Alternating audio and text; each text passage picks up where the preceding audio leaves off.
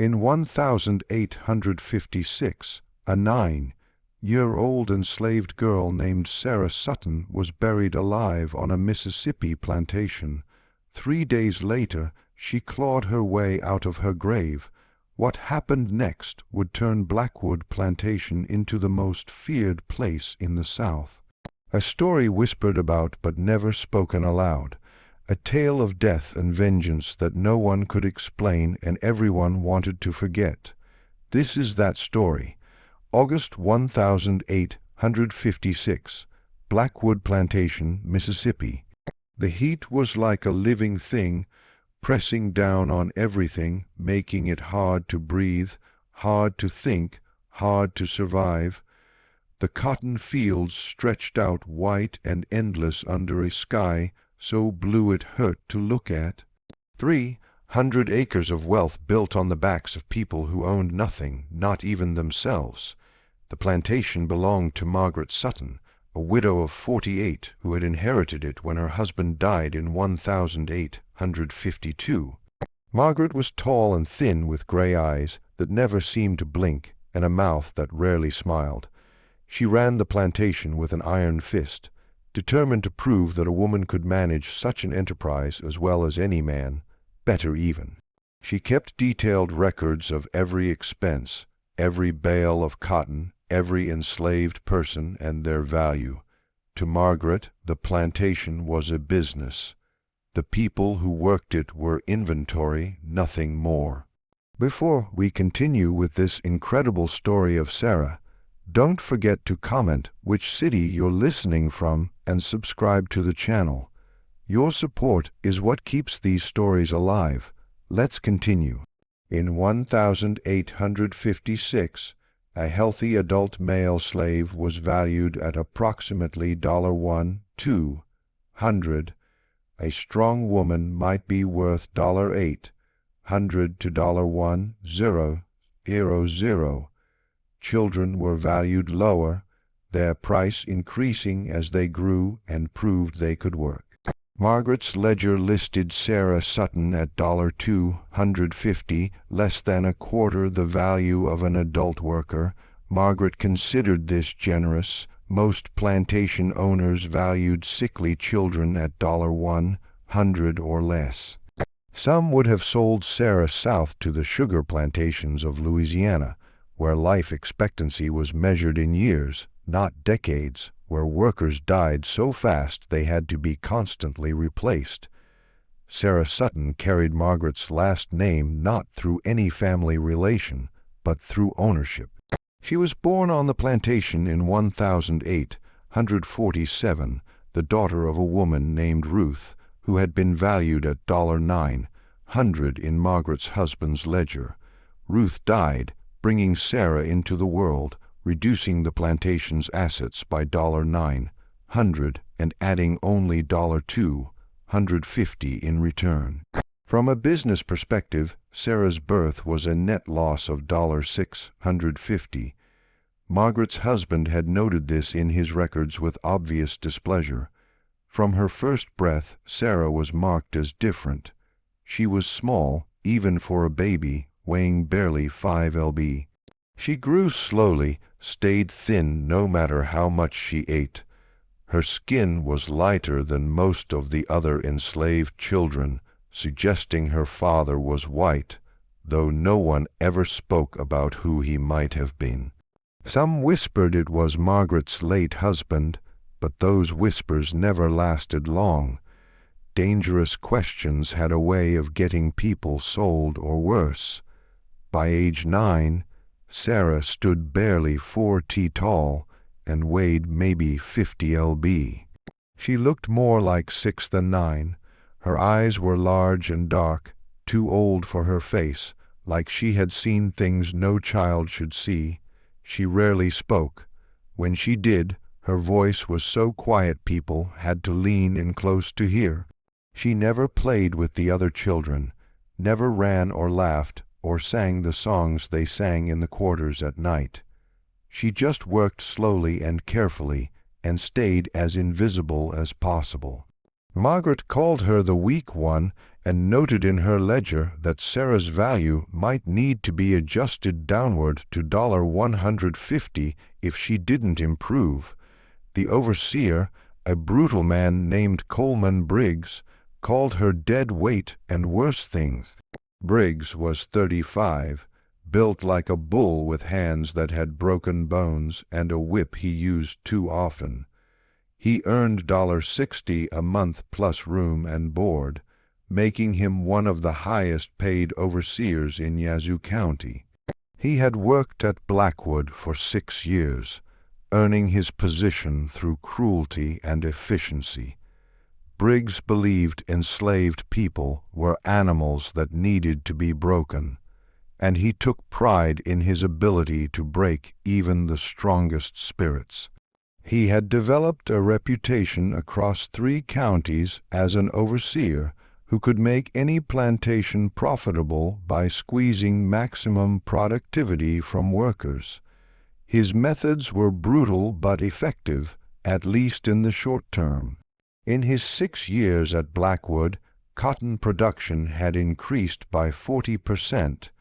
That he had also buried 23 workers, including 7 children, in that same period was considered an acceptable cost of doing business. But Sara confused him. You couldn't break someone who never fought back. You couldn't instill fear in someone who already seemed terrified of everything. You couldn't motivate someone who seemed to have given up on life before it even started. So he just made her work harder, pushed her past what her small body could handle, hoping she would either toughen up or die. He didn't care which. In his mind, she was a waste of food and resources, consuming more than she produced, dragging down the plantation's overall efficiency. The other enslaved people at Blackwood watched Sara with a mixture of pity and frustration. An old woman named Esther, who had been at the plantation for 40 years and was now valued at only $150 due to her age and declining strength, tried to look after Sara when she could. Esther had been purchased in 1816 for $600, considered prime breeding stock at age 20. She had given birth to 11 children over 25 years. 8 had been sold away. 3 had died in childhood. She had earned the plantation thousands of dollars in value through her children. Yet now that she was old and worn out, she was worth barely more than the sickly child she tried to protect. Esther would sneak Sara extra food when possible, though food was carefully rationed and monitored. Workers received approximately 1 peck of cornmeal per week, 3 to 4 pounds of salt pork or bacon, and occasional supplements of molasses or vegetables. This diet, calculated to cost the plantation about 20 cents per person per day, was designed to provide just enough calories to keep workers functional but not comfortable. Esther would give Sara portions of her own rations, help her with the harder tasks when no one was watching, hold her at night when Sara woke up screaming from nightmares she never talked about.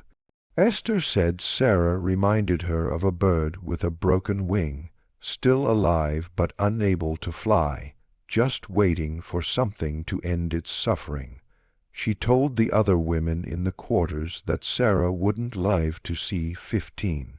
The girl was too weak, too fragile, not meant for this world. Better she go to God sooner than later, before life broke what little spirit she had left. The other women would nod sadly, having seen too many children die to argue with this logic. In their experience, death was sometimes the kindest thing that could happen to an enslaved child. There was a young man named Daniel, maybe 20 years old, valued at $200 in Margaret's ledger. He was strong and smart, worth his high price, with years of productive labor ahead of him. He had been born on the plantation, son of 2 valued workers, and had grown into exactly the kind of asset Margaret prized. He could pick 2 100 lb of cotton a day in peak season. He could repair equipment. He could read numbers and keep basic records, making him useful for more than just field work. Daniel often worked near Sara in the fields. He would try to help her carry her cotton sack when it got too heavy, take over her row when she fell behind. But Briggs noticed everything, and helping someone else meant both people got punished. Briggs understood that solidarity among enslaved people was dangerous. Workers who helped each other might start thinking of themselves as a community with shared interests rather than as individual assets. So he made sure to crush any signs of cooperation to keep everyone isolated and afraid. Still, Daniel tried. He couldn't help himself. Something about Sara's quiet suffering touched something in him, made him angry at the injustice of it all, in a way that was dangerous for an enslaved man to feel. His mother had told him to keep his head down, to be grateful he was healthy and strong, to not waste emotion on things he couldn't change. But watching Sara struggle day after day, watching this child work herself to death for people who saw her as worth less than a decent horse, made him want to fight back in ways that would get him killed. The cotton harvest season ran from August through October. This was the busiest and most important time of year for Blackwood Plantation. The entire year's profit depended on getting the cotton picked, processed, and shipped to market. In 1856, cotton sold for approximately $11 per pound.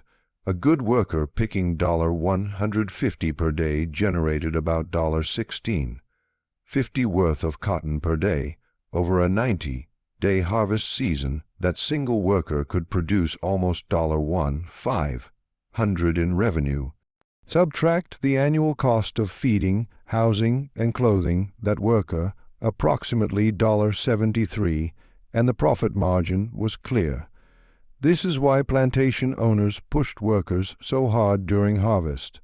This is why they calculated everything down to the penny. This is why a child like Sara, who could only pick 30 or 40 a day, generating maybe 3 or 4 worth of cotton daily, barely covering her own maintenance costs, was seen as a liability. In the cold mathematics of slavery, she didn't make economic sense. She was inventory that wasn't appreciating in value, that was actually costing more to maintain than she produced. Each enslaved person at Blackwood was expected to pick between 150 and 200 lb of cotton per day. Adults who picked less faced punishment, usually whipping, sometimes worse. Briggs kept careful records, weighing each person's cotton at the end of each day, recording the amounts, comparing them to quotas. Those who exceeded their quotas occasionally received small rewards, an extra bit of food, a Sunday afternoon off, a word of praise. Those who fell short faced consequences that escalated with each failure. Children under 10 were expected to pick at least 75 per day. Sara had never once met this quota. On her best days, she managed maybe 40. Most days, it was closer to 30. Every day, she fell short. Margaret docked her food rations by an amount proportional to her shortfall. If she picked 40 instead of 75, she received about half rations that night. The logic was simple. If you don't produce enough to justify your food, you get less food. That this created a downward spiral where underfed workers became weaker and less productive, which led to more food reduction, which led to more weakness, didn't concern Margaret. The weak were supposed to die. That was nature's way. That was how you bred strong stock. Briggs added punishments of his own. He would make Sara work through the meal breaks, would assign her to the hottest, most difficult rows, would stand over her criticizing, mocking, sometimes cuffing her on the back of the head when she was too slow. He told her she was worthless, that she was stealing from the plantation, that she should be grateful, Mrs. Sutton didn't just sell her to the sugar fields where she would be dead in a year. August 15th, 1008, 156 started like any other day. The sun rose hot and angry, the sky already bright at 5:00 a.m. when the bell rang, calling everyone to the fields. Sara dragged herself out of the small cabin she shared with Esther and 5 other women. The cabin measured approximately 16x20 ft, housing 7 people. Each person had about 46 square ft of space, roughly equivalent to a modern prison cell. The cabin had no windows, just gaps in the walls for ventilation. No furniture except for rough sleeping platforms, no privacy, no comfort. Sara hadn't slept well. She never slept well. Her body hurt all the time now. A constant ache in her bones and muscles that never went away. She was coughing more lately, a dry hack that made her chest hurt and brought up flecks of blood sometimes. Esther said it was the cotton dust. Said lots of children got sick from breathing it in day after day, year after year. The tiny fibers got into your lungs and never came out, causing constant irritation and infection. Some people got better. Most didn't. Esther had seen it happen dozens of times over 40 years. A child would start coughing, would get weaker, would waste away over months or years until they just stopped breathing. One day, Sara stumbled out into the preed, on darkness, and joined the line of people walking to the field. Nobody talked much in the morning. Everyone was too tired, too hungry, too focused on getting through another day.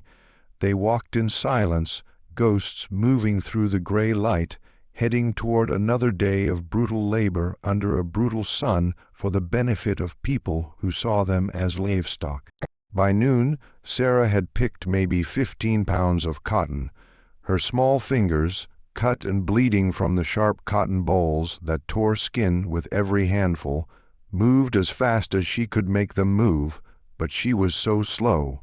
Each bowl required both hands to open to extract the cotton without leaving pieces behind to stuff it into the sack that dragged behind her, growing heavier with each row. Her back screamed with pain from bending over constantly. The sun was merciless, beating down with a heat that made the air shimmer and dance. She had been given 1 cup of water at sunrise and wouldn't get another until sunset 12 hours later. This was standard practice during harvest season. Water breaks took time away from picking. Margaret had calculated that allowing water breaks reduced daily productivity by approximately 8%. Therefore, workers got water twice a day, morning and evening, and were expected to manage. That people sometimes collapsed from heat and dehydration was regrettable but acceptable. The cost of lost productivity from water breaks was higher than the occasional cost of a dead worker. Sara's mouth was so dry, her tongue stuck to her teeth. She felt dizzy, like the world was tilting, like the ground wasn't quite where it should be. Her vision kept blurring. She had to stop and close her eyes, breathe deep, fight the urge to just lie down in the dirt and not get up. But lying down meant punishment, meant Briggs would come with his whip or his fists, meant less food tonight. So she kept working, kept picking, her small hands moving slower and slower as the heat and exhaustion took their toll. Briggs rode through the fields on his horse around 100 p.m., checking on workers, counting filled sacks. He carried a small scale, would randomly weigh sacks to make sure people weren't padding them with dirt or rocks, something desperate workers sometimes tried. He also carried his whip coiled on his saddle and a pistol on his hip.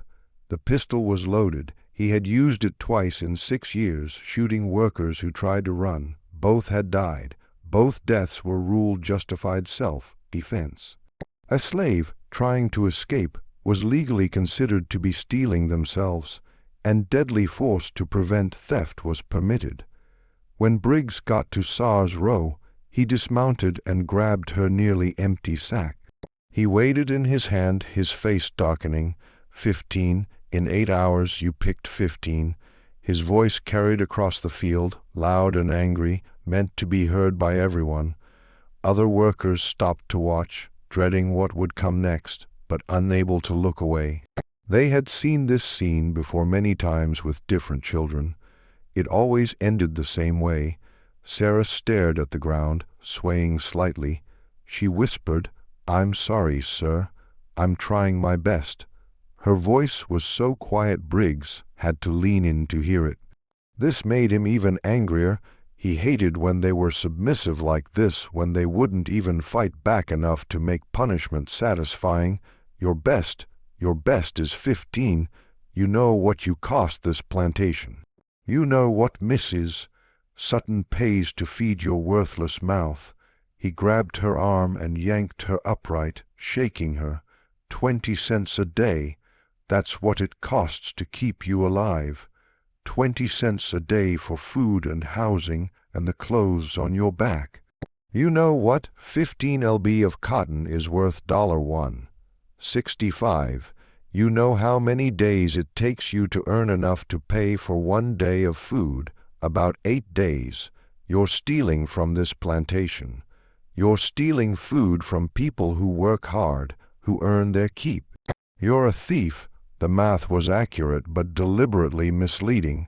It didn't account for the fact that Sara had been forced into this work, that she was 9 years old, that she was sick and underfed.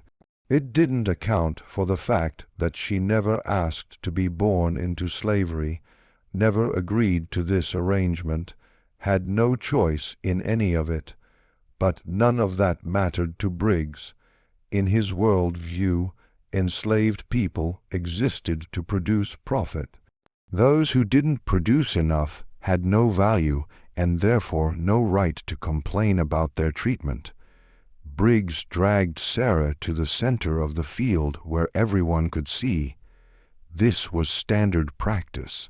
Punishment was meant to be public, to serve as a warning to others, to maintain fear and control. He pulled out his whip, a braided leather thing about 5 ft long that could strip skin from flesh with a single strike. Maybe pain will motivate you. Maybe if your back hurts more than your arms, you'll work faster to make it stop. Esther started forward from where she had been working 3 rows over, but Daniel grabbed her arm, held her back. His eyes were full of pain, but he shook his head. Getting involved would just mean 2 people getting whipped instead of 1, or worse. They had all learned this lesson before. You couldn't save everyone. Sometimes you couldn't save anyone. All you could do was survive and hope tomorrow would be better, though it rarely was. Briggs raised the whip high, his arm pulling back for maximum force. Sara stood very still, not running, not crying, just waiting for the pain she knew was coming. She had been whipped before many times. She knew what it felt like, how the skin would split and burn, how the blood would run down her back, how she would have to sleep on her stomach for days while the wounds tried to heal, often getting infected in the dirty conditions of the cabin. She knew all of this and accepted it because what choice did she have? But before Briggs could bring the whip down, Sara collapsed. She just fell to the ground like someone cut her strings, like a puppet, with no one to hold it up. Her eyes rolled back in her head, showing only whites. Her body went completely limp, folding in on itself as she crumpled into the dirt. She didn't catch herself, didn't put her hands out, just fell like a dead thing. Briggs stood there for a moment, whip still raised, confused by this development. He kicked her with his boot, not gently. Get up right now, or I'll make it worse. I'll whip you until you can't walk." But Sara didn't move, didn't respond at all. Her chest was moving but barely, shallow breaths that seemed too weak to sustain life. Her skin was pale, almost gray. Her lips were turning blue. Daniel broke free from his row and ran over before anyone could stop him. He knew he would be punished for this, but he didn't care. He knelt beside Sara and put his hand on her chest, feeling for her heartbeat. It was there, but wrong, irregular, and weak like it might stop at any moment. She's not breathing right. Something's really wrong with her. She needs the doctor. She's really sick. Briggs kicked Daniel hard in the ribs, knocking him aside. Get back to work or you'll join her on the ground. But Daniel stayed where he was, protecting Sara's body with his own. She's dying. Can't you see that? She's dying right here in the dirt. At least let her die somewhere with shade. At least give her that much. Briggs looked at Sara's still form and cursed under his breath. If she died in the field from a whipping, there would be questions. Margaret didn't like losing property, even worthless property worth only $250. There would be investigations, reports, maybe problems with the law. If someone made a fuss about it, better to let the doctor deal with it. Let her die somewhere out of sight, somewhere the blame could be deflected. He called for 2 other workers to carry Sara to the plantation house. Take her to Dr. Merritt. Let him figure out what's wrong with her. And you, he pointed at Daniel, get back to work. I'll deal with you later. Daniel watched as they carried Sara away. Her small body so light she looked like she weighed nothing at all, like she was already a ghost. He had a terrible feeling he would never see her alive again. The plantation doctor was a man named Thomas Merritt, 72 years old, who had been practicing medicine for 40 years. He charged Margaret $30 per year to be on call for medical issues at Blackwood. This worked out to about 8 cents per day, making him one of the cheaper expenses of running the plantation. It was easy money for minimal work. Most of his treatments involved bleeding patients, which required no expensive medicines or giving them laudanum, which cost about $2 per bottle and could be stretched for months. Dr. Merritt wasn't particularly skilled, having received his medical training through a brief apprenticeship 30 years earlier rather than formal schooling. But in rural Mississippi in 1856, skilled doctors were rare and expensive.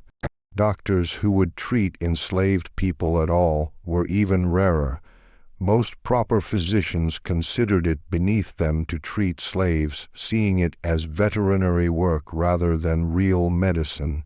So plantation owners made do with men like Merritt, who asked few questions, kept poor records, and didn't care if their patients lived or died. They laid Sara on the floor of the doctor's room in the main house. Not on a bed or examination table, just the floor. The bed was for white patients. The floor was sufficient for enslaved people. Dr. Merritt examined her briefly, his movements slow and careless. He checked her pulse by pressing 2 fingers against her wrist. It was there, but weak and irregular, sometimes seeming to stop for several seconds before starting again. He listened to her chest by pressing his ear against her rib cage. He heard fluid in her lungs, a wet rattling sound that indicated pneumonia or something similar. He pulled back her eyelids and saw her eyes had rolled back, showing mostly white with just a sliver of brown visible. He checked her temperature by pressing his hand against her forehead. She was burning with fever, her skin hot and dry. He checked her hands and feet and found them cold, the blood retreating from her extremities as her body tried to preserve her core. This was a bad sign. It meant her body was shutting down, prioritizing vital organs over everything else. a desperate measure that often preceded death. Margaret stood in the doorway watching, her arms crossed, her face showing irritation rather than concern. This was an inconvenience, an interruption to her day. "Well, what's wrong with her, doctor?" Merritt stood up slowly, his knees creaking with age. "She has pneumonia, I believe. Her lungs are full of fluid. Combined with exhaustion, dehydration, malnutrition, and heat exposure, her body is failing. She's in what we call systemic collapse. Multiple organ systems shutting down simultaneously." Margaret's face showed no emotion. She had heard similar diagnosis before. Workers died regularly on plantations. It was a normal part of doing business. "Can you fix her?" The question was asked the same way she might ask if he could fix a broken tool. Dr. Merritt shrugged, wiping his hands on his pants. "I can try, but honestly, Mrs. Sutton, I'm not confident it would be successful. The medicine alone would cost about $5. Quinine for the fever, L-dinum for the pain, perhaps some stimulants to strengthen her heart. The nursing care would take time away from more valuable workers. Someone would have to sit with her, give her water, keep her cool, monitor her condition. That's lost productivity." He paused, doing his own calculations.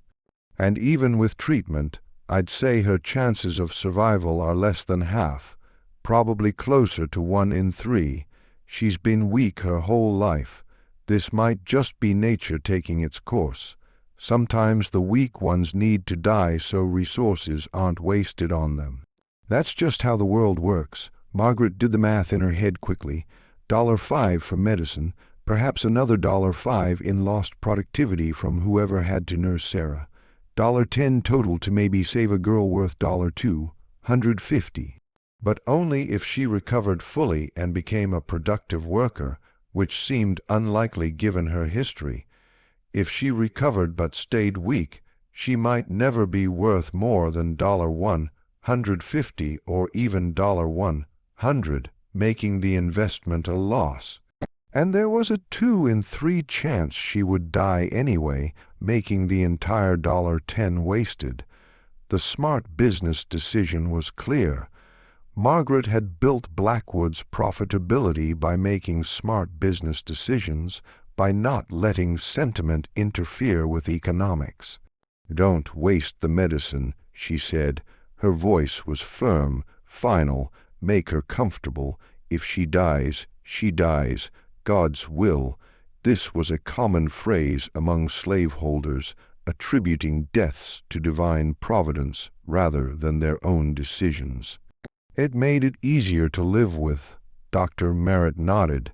He had expected this answer. He had given similar advice dozens of times, and Margaret had always taken it. Why waste resources on a failing asset? Better to cut your losses. He gave Sarah a small dose of laudanum, maybe a quarter teaspoon, just enough to dull her pain slightly, but not enough to waste valuable medicine on someone unlikely to survive. Then he left her lying on the floor and went to have his dinner. It was 3:00 in the afternoon on August 15th, 1856. By 6:00 p.m., and Sarah's condition had worsened significantly. Her fever had spiked higher, her skin now so hot it was almost painful to touch. Her breathing had become even more shallow and irregular, sometimes stopping completely for 10 or 15 seconds before starting again with a wet, rattling gasp. She hadn't regained consciousness. She hadn't moved at all except for occasional twitches and convulsions as her body fought its losing battle. Dr. Merritt checked on her once more around 700 p.m. and shook his head with certainty. "She'll be gone by morning, probably much sooner, maybe an hour or 2 at most." He told Betty, one of the house servants valued at $6, who served as a maid and occasional nurse, to watch the body and let him know when Sara passed so he could sign the death certificate. Betty sat on a stool in the corner, watching this child die, feeling helpless and sad, but not surprised. She had watched many people die over her 30 years at Blackwood. Death was common here, expected, almost routine. At 8:35 p.m., Sara Sutton stopped breathing. Her chest, which had been moving in those shallow, irregular breaths, went still. Betty waited a full minute watching, but there was no movement. She called for Dr. Merritt, who came down grumbling about being interrupted during his evening reading. He checked for a pulse in Sara's wrist. Nothing. He held a small hand mirror to her mouth, watching for fog from breath. The mirror stayed clear. He pressed his ear to her chest, listening for a heartbeat. Complete silence. Doctor Merritt pronounced Sara dead at 8:35 p.m. August 15th, 1856. Cause of death: pneumonia complicated by chronic weakness and multiple contributing factors. He recorded it carefully in his medical ledger where he kept records of births, deaths, and treatments at Blackwood. Sara Sutton became entry number 437 in that ledger, one of 38 deaths he had recorded in his 6 years serving the plantation. Most were children or elderly slaves. A few were adults who had been worked to death or died from accidents or disease. All were noted with the same clinical detachment, just facts and figures, dates and causes. Margaret was informed while she ate her dinner. She barely looked up from her roasted chicken and vegetables. Have them bury her behind the barn. No point wasting space in the cemetery, and do it quickly. This heat will make the body deteriorate rapidly. This was not unusual. Enslaved people who died were often buried quickly in unmarked graves, especially children, especially sick ones who hadn't been productive.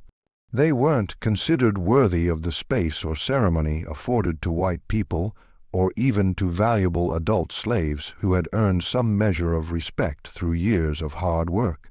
The cemetery Margaret referenced was reserved for white people and occasionally for extremely valuable or long-serving slaves who had been favorites of the family. It had proper headstones, maintained plots, regular care. The area behind the barn was different. It was where dead animals were buried, where broken equipment was discarded, where anything considered waste was dumped and forgotten. Burying Sara, there was a final insult, a last statement about her worth. Coleman Briggs was given the task of organizing the burial.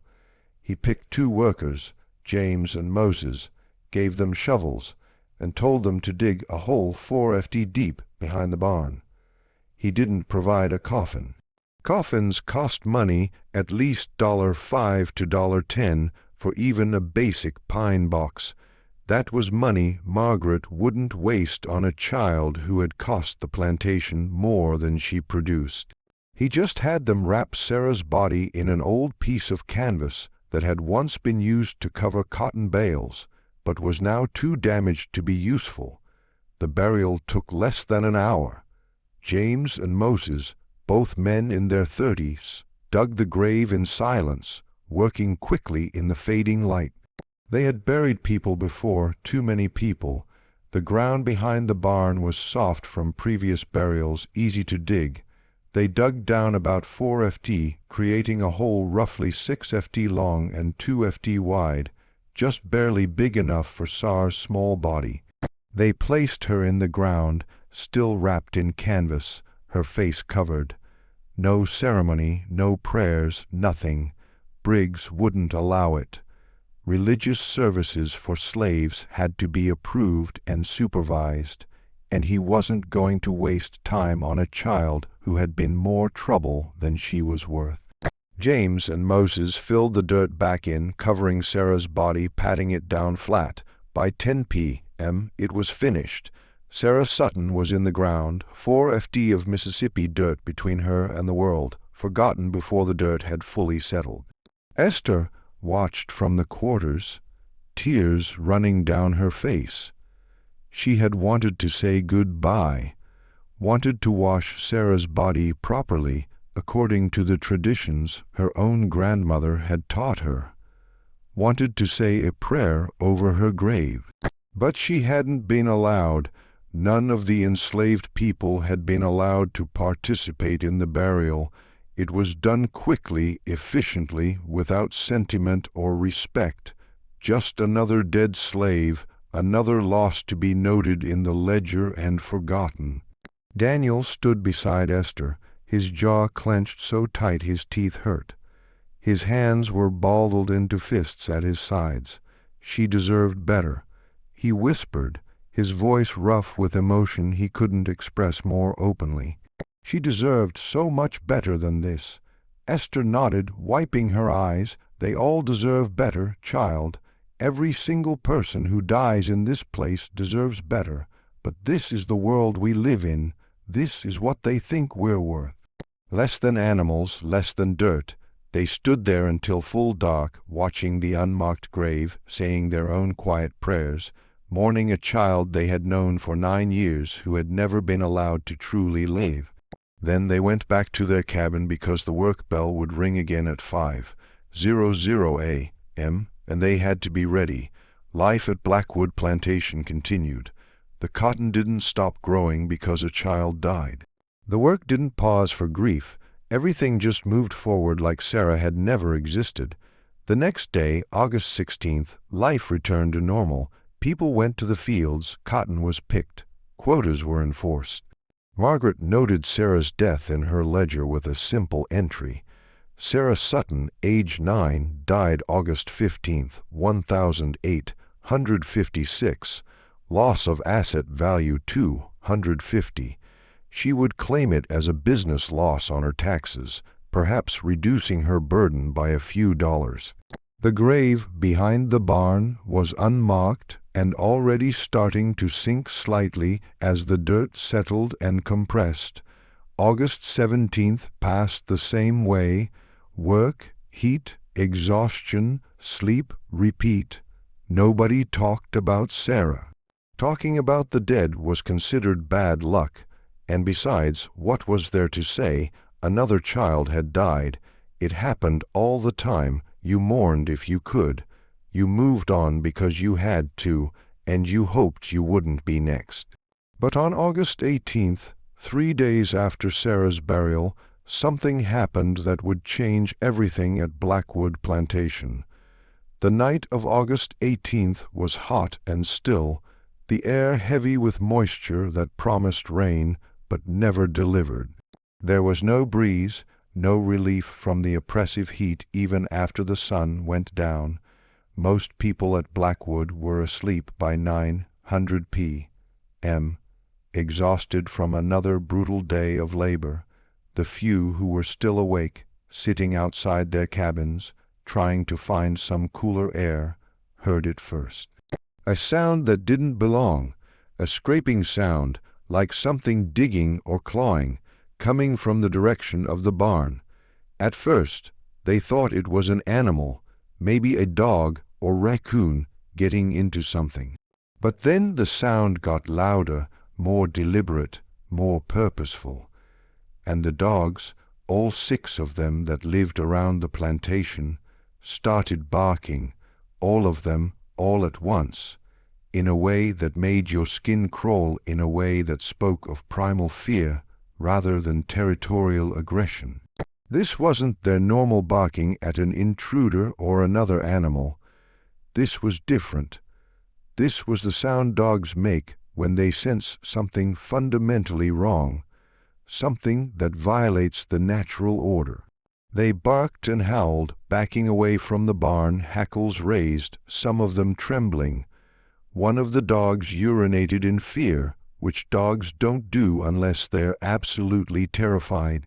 James, one of the house servants, valued at $700, who often had night duties, grabbed a lantern and went to investigate. He called to the dogs to be quiet, but they wouldn't stop, wouldn't even come near him. They just stood at a distance, continuing their fear-crazed barking, looking towards something behind the barn that James couldn't see yet. He walked slowly around the building, holding the lantern high, his heart beating faster with each step, though he couldn't say why. The air felt wrong somehow, colder than it should be, heavy with something he couldn't name. He saw the graves first, 3 small mounds where people had been buried over the past 2 months.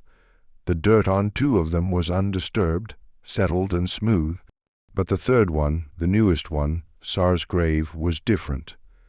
The dirt had been disturbed, more than disturbed. There was a hole coming up from below, like something had dug its way out from the inside. And as James got closer, his heart pounding so hard he could hear it in his ears, he saw something that made him drop the lantern, that made him scream louder than he had ever screamed in his life. A small hand, pale in the moonlight, sticking up out of the dirt. Fingers moving, grasping, pulling, and beneath the hand, a face covered in dirt, eyes open, mouth gasping for air. Sara Sutton was climbing out of her grave. James' scream cut through the night like a knife, waking half the plantation. People came running from all directions from the slave quarters and the main house, carrying lanterns and torches, asking what was wrong, what happened, why was James screaming like someone was being murdered. He couldn't answer. He just stood there pointing at the grave with a shaking hand, his mouth moving but no words coming out, his eyes wide with terror and disbelief. Coleman Briggs arrived first from the overseer's house, pulling on his pants, carrying his rifle, ready for trouble. He pushed through the gathering crowd, cursing everyone for the disturbance, demanding to know what fool woke him up in the middle of the night. Then he saw what James was pointing at, and stopped dead in his tracks. His rifle lowered slowly, his face went pale in the torchlight. Behind him more people gathered, enslaved workers and white staff members, all carrying lights, all pushing forward to see what caused such commotion. The crowd grew to 20, then 30, then 40 people, all standing in a semicircle around the grave site, all staring at something impossible, something that violated every natural law they understood about life and death. Sara Sutton was pulling herself up and out of her grave. Her movements were slow but deliberate, purposeful. Both hands now gripped the edge of the hole, her thin arms straining as she hauled herself upward. Dirt fell off her in clumps, cascading down the burial canvas that still partially wrapped her small body. Her hair was matted with soil, thick and dark and wet looking in the moonlight. Her dress, the simple slave clothing she had died in, was torn and filthy, stained with 3 days of burial. But her eyes were what made everyone take an involuntary step backward. Her eyes were open, clear, and focused in a way they never had been during her life. They seemed to glow slightly in the torchlight, reflecting the flames in a way that human eyes shouldn't. She looked around at all the shocked faces staring at her, making eye contact with person after person, and in each gaze was something that made grown men and women feel like children caught doing something terrible. She pulled herself completely out of the hole and stood on shaky legs beside her own grave. She was so small, so thin, covered in dirt from head to toe, looking more like a ghost or spirit than a living child. For a long moment nobody moved, nobody spoke. The only sounds were the dogs continuing their terrified barking from a safe distance and the crackling of torches in the still night air. It was impossible. Everyone knew it was impossible. Sara Sutton had been dead. Dr. Merritt had pronounced her dead 3 days ago. He had checked her pulse multiple times, held a mirror to her mouth, listened to her chest. She had no heartbeat, no breath, no signs of life whatsoever. They had buried her 4 feet underground, wrapped in canvas. No air could get into that grave, no water, no food. A person could not survive being buried for 3 days. It was medically, physically, scientifically impossible. Yet here she stood, breathing, moving, alive. Esther was the first to break from the crowd. She pushed through the stunned onlookers and ran to Sara, falling to her knees in front of the girl. Her hands reached out but hesitated, afraid to touch, afraid this was a ghost or hallucination, afraid that touching would make it disappear. "Child Sara, is that really you? Are you really alive?" Her voice was shaking, tears already streaming down her weathered face. Sara looked down at Esther and nodded slowly. When she spoke, her voice was different from before. It was still quiet, but it carried strength now, certainty, a quality it had never possessed during her short life. Her vocal cords were raw and damaged from 3 days without water, making her voice rough and scratchy, but somehow that made it more commanding, more serious. "Yes, Esther, it's me. I'm alive. I came back." The words hung in the air like smoke. I came back. Not I woke up or I survived. I came back as if death had been a place she visited and then left. As if she had made a choice to return rather than simply never having been fully dead. The distinction was subtle, but everyone felt it, that sense that this was something more than a medical mistake or miraculous recovery. Dr. Merritt was called immediately. Someone ran to wake him, pounding on his door until he stumbled out in his nightshirt, grumbling about being disturbed about how plantation owners never let doctors sleep properly. He was 72 years old, and sleep didn't come easy anymore. He needed his rest. But when the servant grabbed his arm and dragged him toward the barn, stammering about Sara Sutton being alive, Dr. Merritt went from annoyed to terrified in seconds. He arrived at the grave site, breathing hard from the exertion, his old heart pounding when he saw Sara standing there covered in dirt, but clearly alive and conscious. His face went white as chalk. His legs almost gave out. Someone had to catch his arm to steady him. He had pronounced her dead. He had signed the certificate. He had been absolutely, completely, professionally certain. But there she was, standing and breathing and looking at him with those strange, knowing eyes. Dr. Merritt rushed forward, his medical training overriding his fear. He grabbed Sara's wrist, pressing his fingers against the pulse point. It was there, strong and steady, beating at about 70 beats per minute, perfectly normal for a child her age. He pressed his ear against her chest, listening. Her heart was beating regularly. No irregularities, no signs of the failure he had diagnosed 3 days ago. He pulled back her eyelids to examine her pupils. They were normal, reactive to the torchlight. No sign of the rolled-back death state he had observed. He checked her temperature by pressing his hand against her forehead and neck. She was warm, normal body temperature, not the cold stillness of death or the burning fever that had consumed her before. He checked her hands and feet. Blood flow was good. Color was returning. Fingers and toes moved normally when he asked her to wiggle them. He listened to her lungs. They were clear. No fluid, no rattling, no sign of the pneumonia that had been killing her 72 hours ago. "This is impossible," Dr. Merritt whispered, more to himself than to anyone else. "You were dead. I checked 3 times, 4 times even. You had no pulse. No heartbeat, no breath. Your body was cold. Your eyes were fixed and dilated. You were dead by every medical standard I know." He was shaking now, his professional certainty shattered. His entire understanding of medicine and biology called into question by this small dirt-covered child. Sara looked at him with those clear, focused eyes that seemed far too old for her face, I was dead, doctor.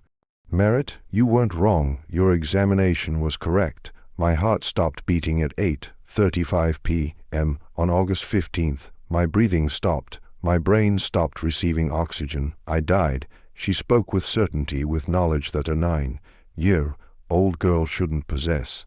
But death isn't always final. Sometimes death can be reversed. Sometimes what's gone can come back. Margaret Sutton arrived then, wrapped in a robe despite the heat, her gray hair loose around her shoulders, her face showing fury at being woken in the middle of the night. She had been sleeping poorly lately, troubled by dreams she couldn't quite remember upon waking, and this disturbance had pulled her from the first deep sleep she'd had in days. She pushed through the crowd of enslaved people and staff, demanding to know what was happening. What emergency required waking the entire plantation at this ungodly hour? When she saw Sara alive and standing by her grave, Margaret stopped mid-sentence. Her mouth hung open, her eyes went wide. For several long seconds, she couldn't process what she was seeing. Her brain refused to accept it, kept insisting this must be someone else, some other girl, because Sara Sutton was dead and buried 3 days ago, but she recognized the face, even covered in dirt. She recognized the small, thin frame. She recognized the torn dress that had been Sara's only clothing. Margaret's expression went from confusion to something that might have been fear, though she would never have admitted it. She was a practical woman who believed in facts and figures, in things that could be measured and calculated. Death was final. Dead people stayed dead. That was a fundamental rule of existence. Yet here was evidence that challenged that rule, that suggested reality was more complicated and terrifying than her neat ledgers and calculations allowed for. "Explain this," Margaret demanded, her voice sharp, but with a tremor underneath that betrayed her composure. "Someone explain this right now. Dr. Merritt, what happened? How is this possible?" She looked around at the crowd, at the faces showing shock and fear and something else, something that looked like hope or vindication, expressions she didn't like seeing on enslaved faces. "Doctor," Merritt stammered, trying to form words, trying to construct an explanation that made sense within his understanding of medicine. "She must have been. It could have been catalepsy, a rare condition where the body enters a death-like state, but isn't actually dead. The vital signs become so weak they're nearly undetectable. Breathing slows to perhaps 1 breath per minute. Heartbeat to maybe 5 or 6 beats per minute. It mimics death perfectly. I must have missed it. I must have made a mistake in my diagnosis." He was grasping at straws, and everyone knew it. Catalepsy didn't explain how someone could survive 3 days buried underground with no air. Even if Sara had been in a cataleptic state when buried, she would have suffocated within minutes once the dirt was piled on top of her. The canvas wrapping would have blocked any tiny amount of air that might have filtered through the soil. There was no medical explanation for this, none at all. Briggs stepped forward, his rifle gripped tight in his hands. He had recovered from his initial shock and was now angry, as he always was when confronted with something he didn't understand. Anger was easier than fear. Anger was something he knew how to handle. Maybe she wasn't all the way dead. Maybe she was just mostly dead and woke up in the ground and dug herself out. But even as he said it, he didn't believe it. He had helped bury her. He knew how deep the grave was, how much dirt they had piled on top. A grown man would struggle to dig out from that depth. A small, sick 9-year-old girl. Impossible. Sara looked at Coleman Briggs, and he actually took a step backward despite himself. Despite his size and strength and the rifle in his hands, there was something in her gaze that stripped away his bravado, that made him feel exposed and vulnerable. "I didn't dig out Mr. Briggs. The earth released me. It didn't want me. Death sent me back." Her voice was quiet, but it carried. Everyone in the crowd heard her clearly. "I was in darkness for a long time, cold and alone. I couldn't breathe, but I didn't need to. I couldn't move, but I didn't hurt. I just existed in nothing for what felt like forever."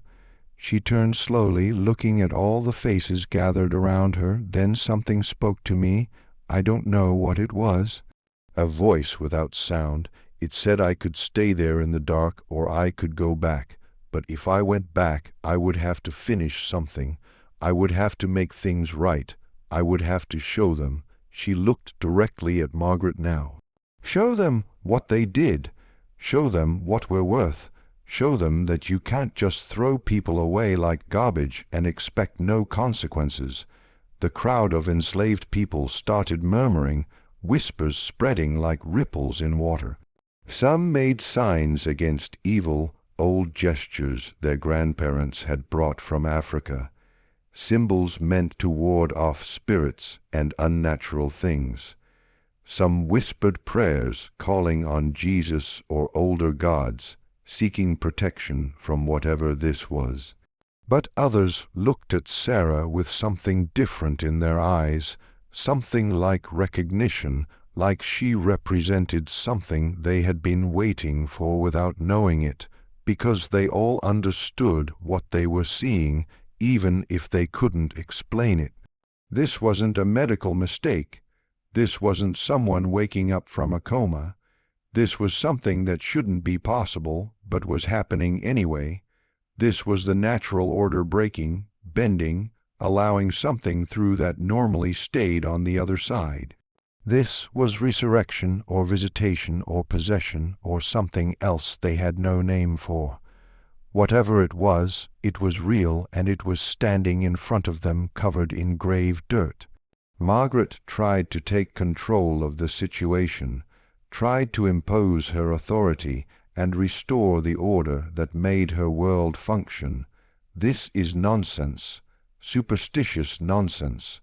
The girl was in a coma or cataleptic state. Dr. Merritt made an understandable error in diagnosis. "Sara, you were very sick and confused. You woke up disoriented and managed to dig yourself out somehow. That's all. This is a medical mistake and a fortunate survival."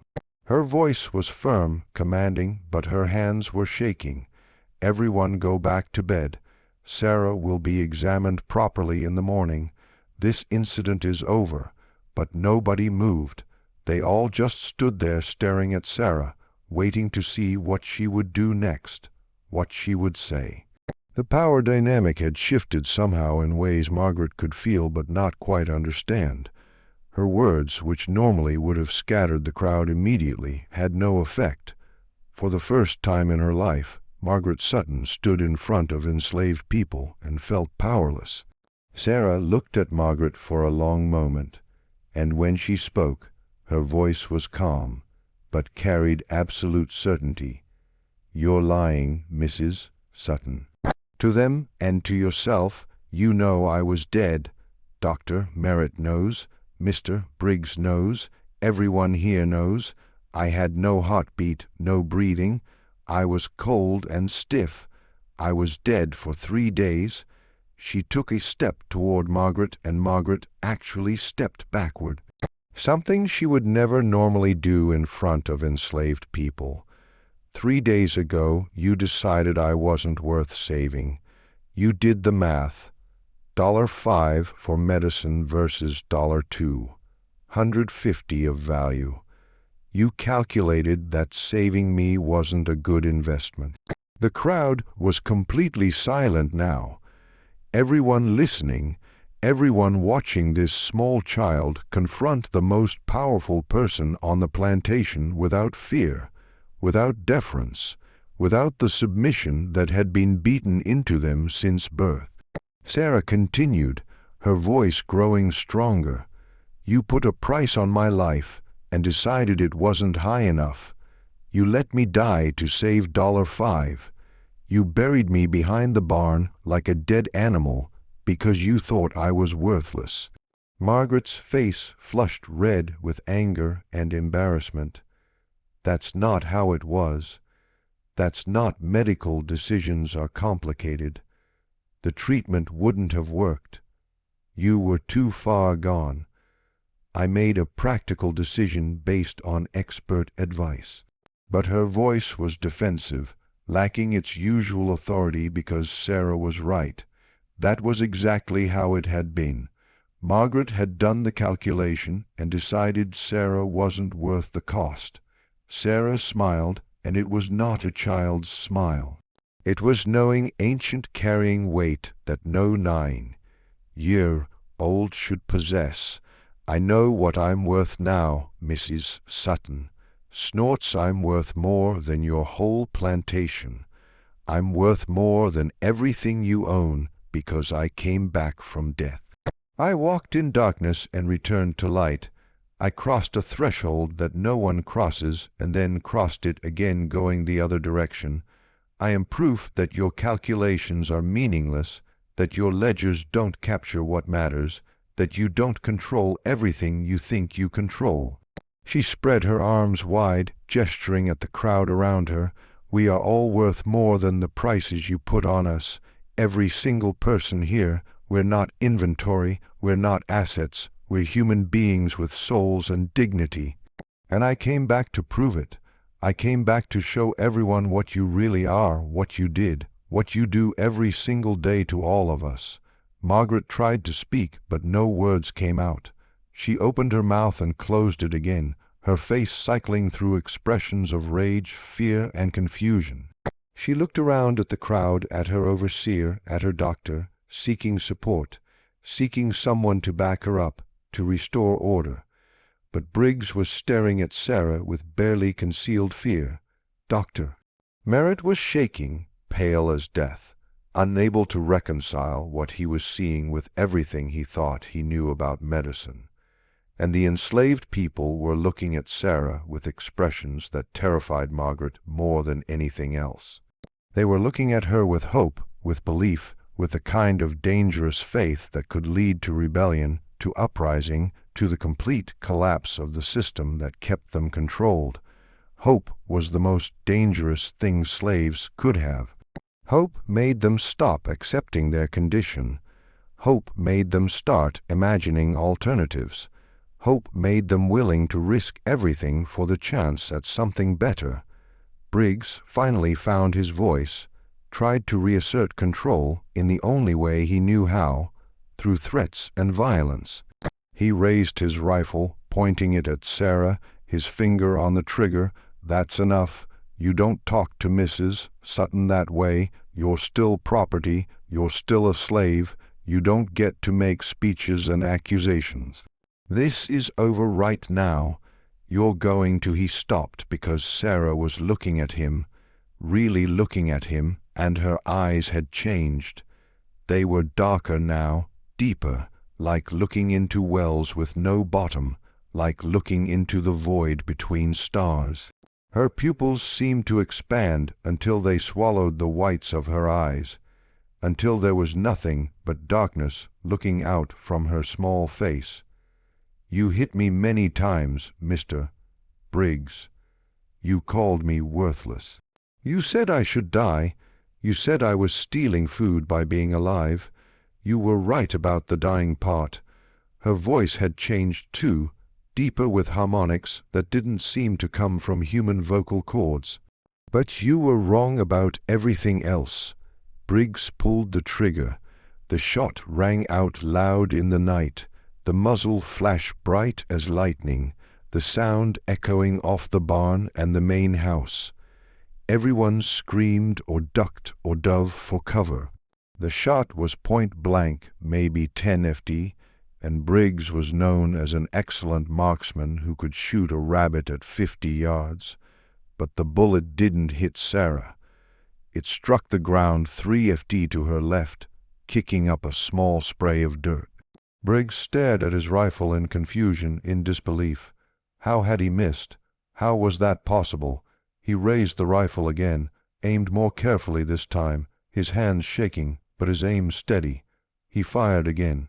This shot went high, whistling over Sara's head by at least 2 feet. He fired a third time, a fourth time, emptying the rifle. Every shot missed. Every single one, despite perfect aim, despite a stationary target, despite years of shooting experience. The bullets went everywhere except where they were aimed, like some invisible force was deflecting them, bending their trajectories at the last moment. Sara walked toward Briggs slowly. He backed away, his hands shaking so badly now he dropped the empty rifle. His face showed pure terror, all the bravado and cruelty stripped away, leaving just a frightened man confronting something he couldn't understand or control. "Stay away from me, stay away." He turned and ran toward his house, stumbling over his own feet, not looking back, running like a child, fleeing a nightmare.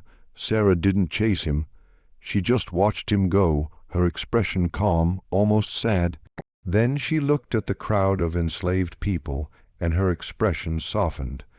When she spoke again, her voice was back to normal, or as normal as it could be given the circumstances. "I'm not here to hurt you, any of you. I'm not a monster or a demon or anything evil. I'm just Sara, but something happened to me in those 3 days. Something changed me, showed me things, gave me purpose." She looked at Margaret again. "I'm here for the ones who hurt us, the ones who decided our lives don't matter, the ones who treat us like animals or property or numbers in a ledger.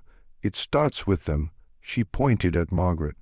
"It starts with the people who make the calculations, who decide who lives and who dies based on profit and loss, who create a system where a child's life is worth less than $5 of medicine." Margaret finally found her voice, though it came out shaky and weak. "You're insane. You're a child having delusions from trauma and oxygen deprivation. Someone grab her and lock her in the barn until morning. We'll deal with this when everyone can think clearly." But nobody moved to grab Sara. Nobody wanted to touch her. Even the white staff members, who normally would have jumped to obey Margaret's orders, stood frozen, unwilling to approach this small girl who had clawed her way out of a grave. Sara looked around at all of them one more time, her gaze lingering on Esther, on Daniel, on the other enslaved people who had known her, who had watched her suffer, who had mourned her death. "I came back to make things right, to show everyone the truth. It won't be quick, and it won't be easy, but it will happen. Justice is coming to Blackwood Plantation, the kind of justice that doesn't care about property laws or economics, the kind that balances the scales no matter what it costs." Then she turned and walked slowly toward the slave quarters, toward the cabin she had shared with Esther. The crowd parted to let her through, people stepping aside quickly, not wanting to block her path. Some reached out as if to touch her, but pulled their hands back at the last moment, afraid or reverent or both. Sara walked with her head up, her back straight, moving with a confidence and dignity she had never shown in life. She looked like someone who had nothing left to fear, because she had already experienced the worst thing possible and survived it. She went into the cabin and lay down on her sleeping mat, the same mat where she had slept for 9 years, where she had died in spirit long before her body gave out. Esther followed her inside, not knowing what else to do, needing to be near this child she had tried to protect and failed to save. Sara closed her eyes and within minutes appeared to be sleeping, her breathing deep and regular, her face peaceful in a way it never had been before. Esther sat beside her, staring at the girl who had died and somehow come back. She reached out carefully and touched Sara's face, half expecting her hand to pass through like Sara was a ghost or spirit. But the skin was solid and warm, real flesh and blood, unmistakably alive. Yet when Esther pulled her hand back, there was dirt on her fingers, dirt from the grave, soil that had covered Sara's body for 3 days, earth that should have been her final resting place. And Esther knew deep in her heart, in the part of her that remembered older beliefs her grandmother had taught her before Christianity tried to replace them, that Sara had told the truth. She had died. She had been somewhere else, somewhere beyond life, and she had come back for a reason. The dead didn't return without purpose. They came back when there were debts unpaid, when justice had been denied, when the scales needed balancing. Outside, the crowd slowly dispersed, people returning to their cabins, but knowing sleep would be impossible. They would lie in their beds and stare at the ceiling and replay what they had witnessed, trying to make sense of it, trying to fit it into their understanding of how the world worked. Some would pray, some would cry, some would feel hope for the first time in years. Hope that maybe their suffering wouldn't last forever, that maybe there were forces in the universe that cared about justice even when humans didn't. Margaret stood in front of her house watching the quarters, her mind racing. This had to be explained, had to be rationalized, had to be controlled before it spread beyond the plantation. People didn't come back from the dead. That was superstition, ignorance, clear's throat primitive beliefs. There had to be a logical explanation, catalepsy, premature burial, somehow digging out something scientific that made sense within the natural laws. She understood. But in her heart, in the part of her that still believed in things beyond money and property and profit, in the part she tried to ignore because it interfered with business, Margaret knew something terrible had happened. Something had shifted at Blackwood Plantation on this hot August night. The natural order had been violated. The dead had returned, and whatever came next, whatever consequences followed from that impossible resurrection, would not be in her control. Doctor Merritt sat in his room, staring at the death certificate he had signed 3 days ago. The paper seemed to mock him, every word proof of his failure, evidence that his certainty had been misplaced, that his professional judgment was worthless. Sara Sutton, age 9, died at 8:35 p.m. on August 15, 1856, caused pneumonia and systemic failure. He had signed it, dated it, recorded it in his ledger with absolute confidence. But Sara Sutton was not dead. She was sleeping in the quarters right now, breathing and alive. He had been wrong, or something impossible had happened. Either way, his hands wouldn't stop shaking. Either way, his entire understanding of medicine and death and the boundary between them had been shattered. He pulled out a bottle of whiskey, something he rarely indulged in, and poured himself a large glass. He needed to dull the fear, needed to stop thinking about what he had seen, needed to forget the look in Sara's eyes when she said, "I was dead." Coleman Briggs barricaded himself in his room, pushing furniture against the door, loading every gun he owned. He had 6 rifles now ready and 2 pistols all loaded and primed. He kept the lamps burning, terrified of the dark, terrified of what might be hiding in shadows. Every sound made him jump. Every creak of the floorboard sounded like footsteps. Every movement of curtains in the breeze looked like a small figure standing in the corner. He told himself he wasn't afraid of a child. He had broken grown men, had beaten people who begged for mercy and laughed while doing it. He was strong, powerful, feared by everyone on the plantation. But that thing he had seen, those eyes looking at him, that voice promising consequences, that wasn't a child.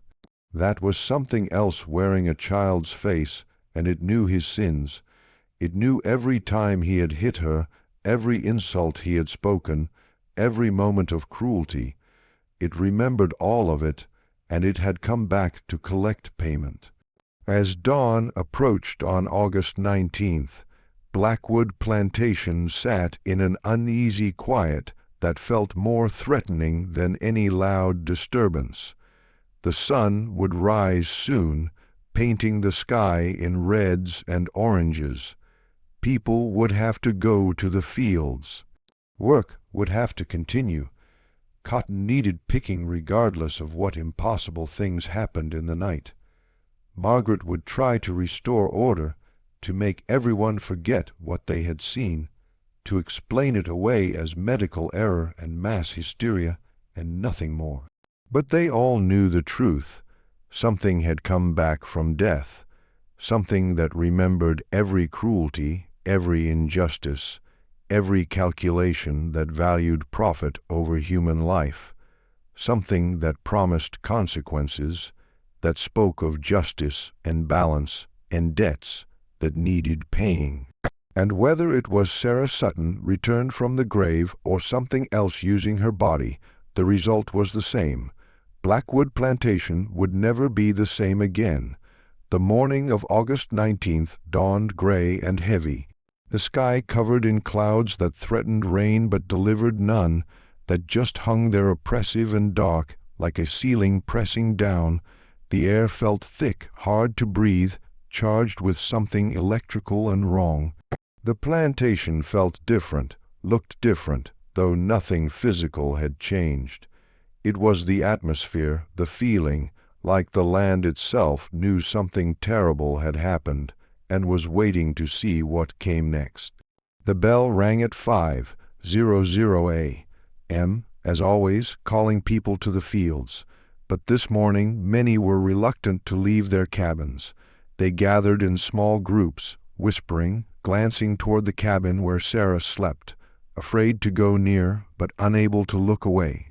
The bravest among them approached Esther's cabin and peered through the gaps in the walls, trying to see if Sara was still there, if she was real, if last night had actually happened, or was some shared fever dream brought on by heat and exhaustion and desperation.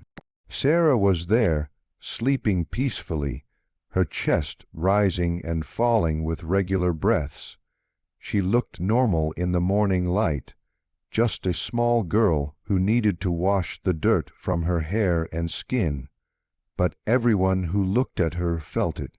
That sense of wrongness, that awareness that this was not the same Sara who had died 3 days ago. Something fundamental had changed. Something essential was different. Margaret Sutton had not slept at all. She sat at her desk in the main house, still in her nightclothes, staring at her ledgers, but not really seeing the numbers. Her mind kept replaying the impossible sight of that child climbing out of her grave, walking and talking after being dead for 3 days. Margaret was a practical woman who believed in facts and figures, in things that could be measured and calculated and controlled. Death was final. Dead people stayed dead. That was a fundamental rule of existence, possibly the most fundamental rule. Yet what she had witnessed had violated that.